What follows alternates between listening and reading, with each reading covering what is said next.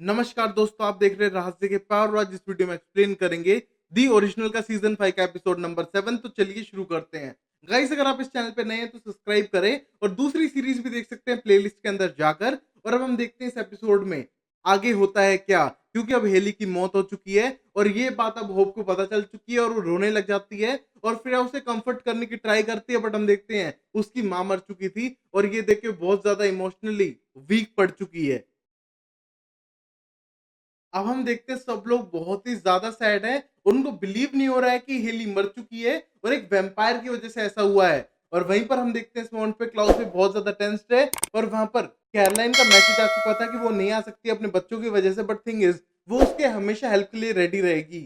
और तभी हम देखते हैं अब क्लाउस सीधा फ़ोन करता है फ्रेया को हेल्प के लिए। और तभी फ्रेया बोलती है तुम उसकी फ्यूनरल में तो नहीं आ पाओगे, बट मैंने विचिज़ से बात की है, स्पेशली आईवी से। वो तुम्हें एस्ट्रो प्रोजेक्शन से वहां पर ऐसा बिलीव कराएगी कि तुम वहीं पर हो, जिससे लोगों को शक भी ना हो और होप को बुरा भी ना लगे कि तुम वहां पर नहीं पहुंचे हो। और तभी हम देखते हो बोलता है विचेस मेरी हेल्प क्यों करेंगी वैसे। और तब बोलता है विचेस तुम्हारी नहीं हेली की हेल्प करना चाहती हैं, क्योंकि हेली उनकी दोस्त थी। और तभी हम देखते हो टेंस होने लगता है और तभी क्लाउस देखता है कि वहां पर फूल मुरझाने लगते हैं और उसको लगता है कि उनका कोई सिबलिंग यहाँ पर आ चुका है। और तभी फ्रेया बोलती है ऐसा तो नहीं होना चाहिए ना, क्योंकि कोल और रिबेका तो दूर है और ऊपर से इस टाइम पे वो भी होप के साथ है, तो ऐसा कैसे हो सकता है। और तभी हम देखते हैं उस मोमेंट पे समझ जाता है कि एलाइजा टाउन में आ चुका है। और ये देख के अब क्लाउस को और गुस्सा आ रहा था, क्योंकि उनके पास होने की वजह से होप को कोई हार्म हो सकता है। अब फिर वही हम एलाइजा को देखते हैं जो उस मोमेंट पे जाता है एंक्विनेट के साथ में बाकी वैम्पायर से मिलने, जो ग्रेटा के साथ में थे। और हम देखते हैं वो बहुत ज्यादा रिस्पेक्ट देते हैं एंक्विनेट को और वहां पर अंदर बुलाते हैं, अपना प्लान बताते हैं कि वो सिटी पे वापस टेक डाउन करेंगे, क्योंकि जो उनके प्लान थे कि वैम्पायर सबसे सुपीरियर स्पीशीज होनी चाहिए, उसके लिए वो प्लान कर रहे थे। पर तभी एलाइजा बोलते हैं तुम्हारी टीम कहां पर है। और तभी हम देखते हैं इतने सारे वैम्पायर्स आ जाते हैं हर साइड से। मतलब उनने पहले से प्लान करके रखा था इसका, और ये पूरा मूवमेंट होना था जिसके लिए वो लंबे टाइम से प्लान कर रहे थे, जहां पर वो हाइब्रिड्स को हटाकर सबसे ऊपर रहने वाले थे प्रेडेटर लिस्ट में। अब फिर एंक्विनेट बाहर जाने लगती है सारी मीटिंग होने के बाद। और हम देखते हैं उसके साथ एलाइजा था और हम देखते हैं वो बोलती है सॉरी हेली मरने के लिए, और मेरी मॉम इतनी भी अच्छी नहीं थी जितना मैं सोचती थी। और तभी हम देखते हैं उस मोमेंट पे बोलता है एलाइजा ऐसा कुछ नहीं है, तुम्हारी फैमिली थी और मुझे उनको हेल्प करना था। और हम देखते हैं एंक्विनेट खुद ये करके बिल्कुल खुश नहीं थी।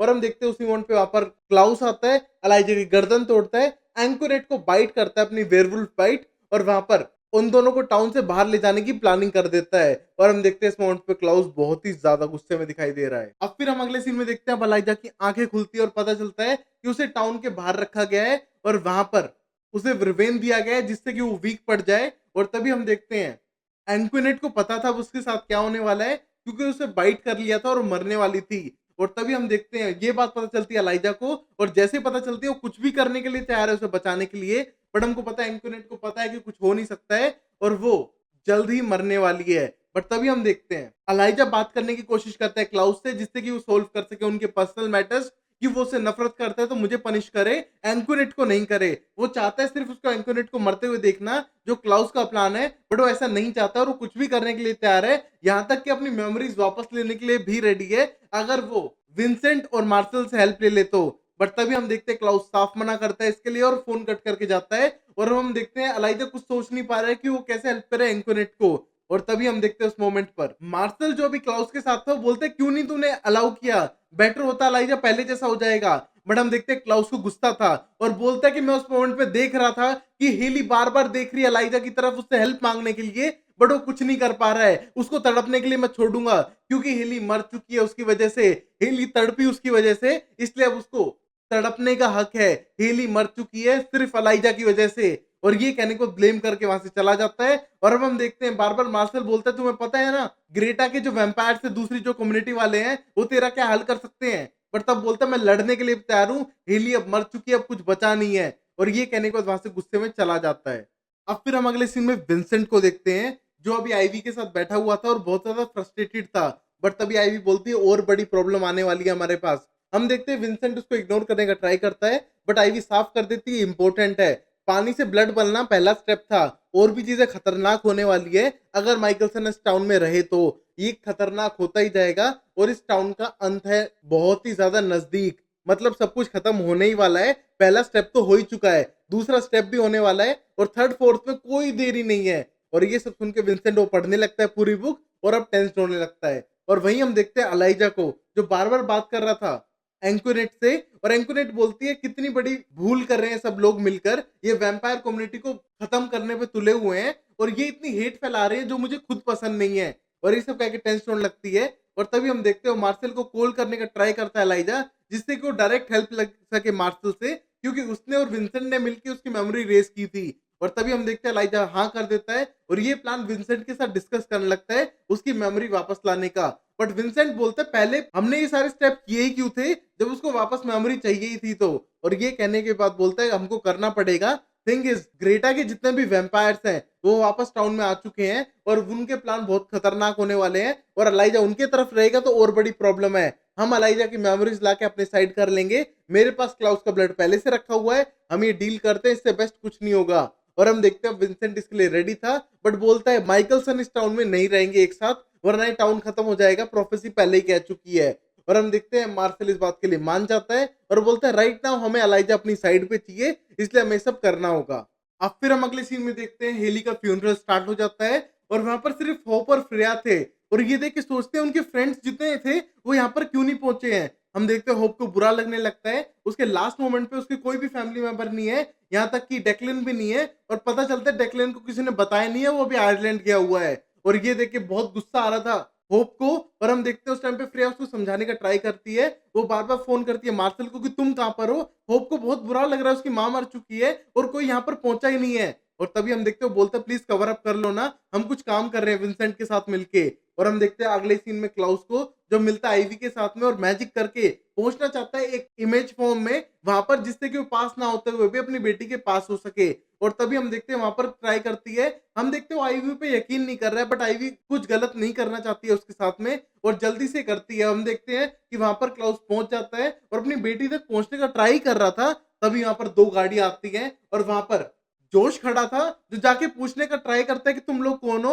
और पता चलता है वो एंकोनेट को ढूंढने लग रहे हैं, उन्हें पता चल चुका है एंकोनेट गायब हो चुकी है, अगर एंकोनेट नहीं मिली तो हर किसी को मार देंगे। और ये ट्राई करने के बाद हम देखते हैं क्लाउस भागने लगता है और एकदम गुस्सा होता है इस पूरे सीन पे। और तभी हम देखते हैं एस्ट्रो प्रोजेक्ट्री टूटती है और रियल वर्ल्ड में आता है और बोलता है मुझे वहां पर जाना होगा न्यू ऑर्लिंस में। बट हम देखते हैं आईवी उसे रोकती है और बोलती है तुम नहीं जा सकते हो, और उसे जमीन पे गिरा देती है अपने मैजिक से और बोलती है प्लीज मुझे ऐसा करना पड़ेगा, सबकी भलाई इसी में है कि तुम वहां पर ना जाओ। तभी हम देखते हैं होप को जो अकेला महसूस कर रही थी और बोलती है ऐसा मैं कभी नहीं चाहती थी इस फ्यूनरल के लिए।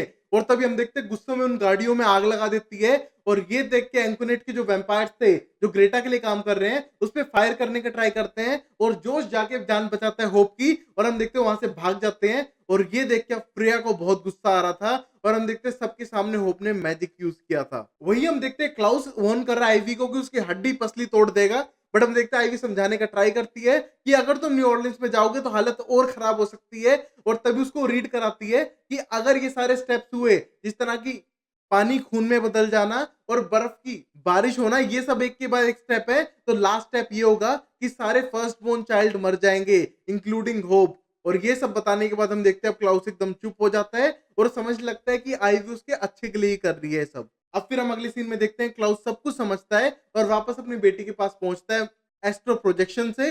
और हम देखते हैं उससे होप बिल्कुल भी खुश नहीं थी और बोलती है कि इस मोमेंट पे आपको मेरे पास होना चाहिए था, मानती हूँ खतरा है, इससे बेटर मैं मर जाऊं, कुछ भी सही नहीं हो रहा है मेरी लाइफ में, सब कुछ खराब हुए जा रहा है और प्लीज आप मेरे पास मत आओ। और हम देखते हैं उसे वापस भेज देती है और ये देख के क्लाउस को बहुत बुरा लग रहा था। और हम देखते हैं आईवी उसकी फीलिंग समझ पा रही थी कि उसको बहुत ज्यादा गिल्ट फील हो रहा है इस मोमेंट पर।